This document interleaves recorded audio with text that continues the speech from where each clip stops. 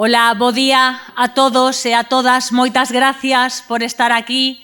A Paula Prado, a Luís López Dieguez, alcaldes, concelleiros, deputados, autonómicos, provinciais, senadores, xente do sector que hoxe nos acompañades nesta mañá porque temos a mellor das noticias que poderíamos haber recibido. Galicia non se entende sen a súa costa. Non en van somos a comunidade autónoma marítima por excelencia, co litoral máis longo de toda España e cun ecosistema marítimo dos máis variados e dos máis ricos do mundo. E a esta riqueza súmase unha beleza paisaxística excepcional. Uns extraordinarios valores ambientais que teñen que ser obxecto dunha especial protección. Estamos a falar de 2.500 kilómetros de costa, de 40.000 postos de traballo e de 9.000 millóns de euros de actividade económica que supón o 5% do noso Produto Interior Bruto. Unha costa única no mundo e que Galicia quere e pode ordear e xestionar porque ten competencias dende hai anos en materia de ordenación.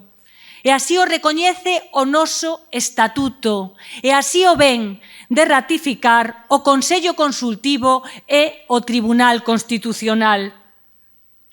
O Tribunal Constitucional ven de avalar que a nosa lei de ordenación do litoral, unha norma feita por e para Galicia, que aposta por unha xestión integrada dende unha triple perspectiva ambiental, económica e social, seguindo o camiño que marca Europa.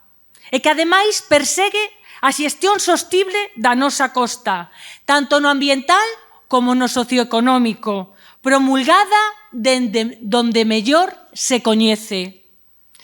Tras este respaldo xudicial, agora é o momento de recuperar os meses perdidos, debido ao recurso do Goberno central, un recurso máis político que xurídico e que é un claro exemplo da diferencia de trato a Galicia con respecto a outras comunidades autónomas, coas que si se dialogou e se chegou a un acordo, como Cataluña, como Baleares e como País Vasco.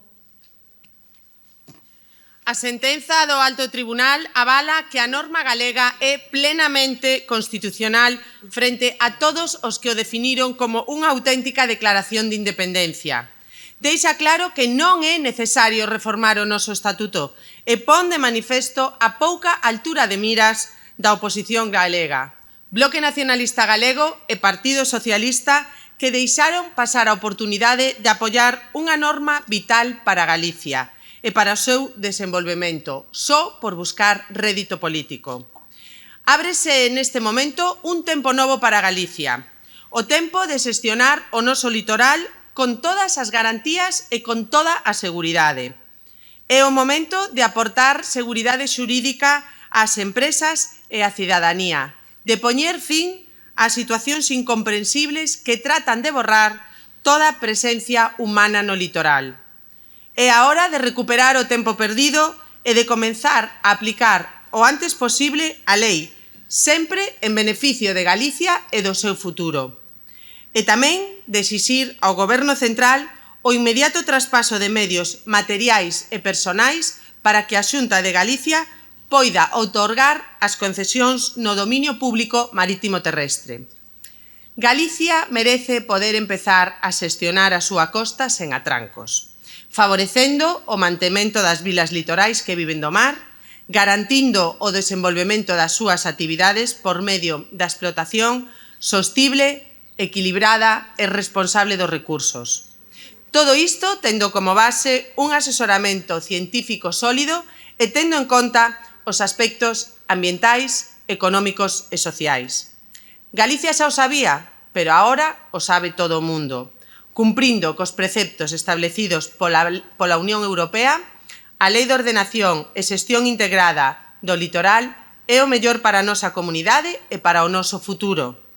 Como defendemos sempre dende o Partido Popular, Galicia sae gañando. É o momento de xestionar o noso litoral.